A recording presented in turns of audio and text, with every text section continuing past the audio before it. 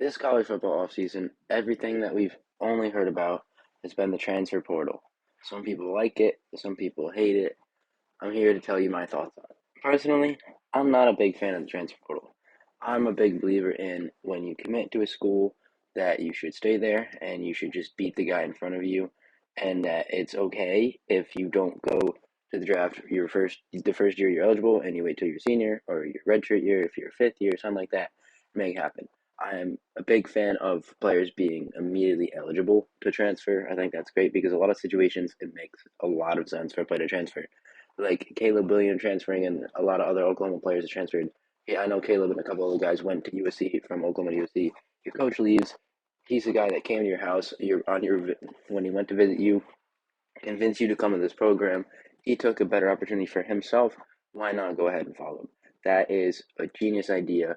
I am in full support of that, and I think if that's what happens, that's your situation, you should go do it. But if you're a guy that's transferring because you lost your job, I'm not a big fan of that. Like, not to put more shame on Spencer Rattler, but you just lost your starting job, so you're gonna run away. That doesn't make much sense to me.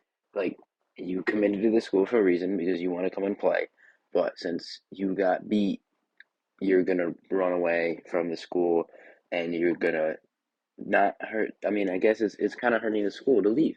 Like, you came all this way to play. Like, Spencer Rattler came to play Oklahoma. He loses his starting job halfway through the season to Caleb Williams, and he decides to transfer to South Carolina. Which, I mean, it makes sense for his career because he wants to play. But now Caleb Williams leaves, and I know what I said about the coaching changes, but your head coach leaves. Like, if Caleb Williams stays there, Spencer Rattler, like, stay for a little bit and try to work and get your job back. That's what Jalen Hurts. Remember, Jalen Hurts get benched for Tua in the national championship game. Jalen Hurts doesn't immediately transfer in that offseason. He sits a year to Tua. Tua gets hurt. Jalen Hurts takes over in the SEC championship game, and that's just what it was. Jalen Hurts didn't quit on his team right away. He waited a year and then he transferred, and I completely respect him for that. Like, you tried to get your job back. You stayed for a year. You sat it out as a backup. You didn't give up right away just because you lost it. You tried to fight it. It's like, okay, it's gonna be Tua. I'm gonna go to Oklahoma and be a starter. That is 100% fine.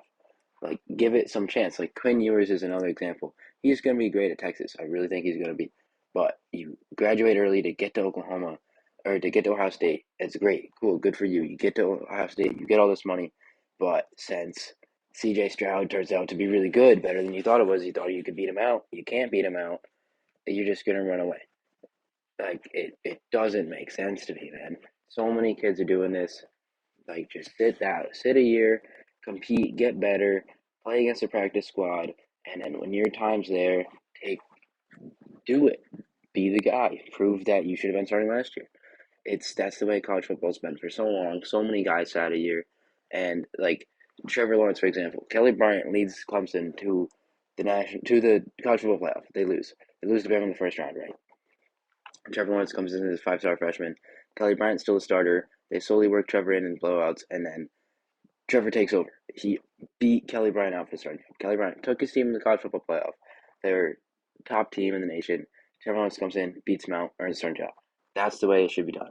That's the way it should be done. And then Kelly Bryant, after losing the competition to Trevor Lawrence, didn't quit right away. And later on in the season, he's like, all right, I'm out. He beat me out. Respect to Trevor. Respect to everybody else. I'm gonna go give myself a chance to play somewhere else. That's perfectly fine, but you gotta give it some time.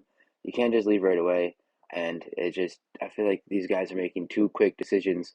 It's like, oh, this happened. Okay, I'm gonna leave.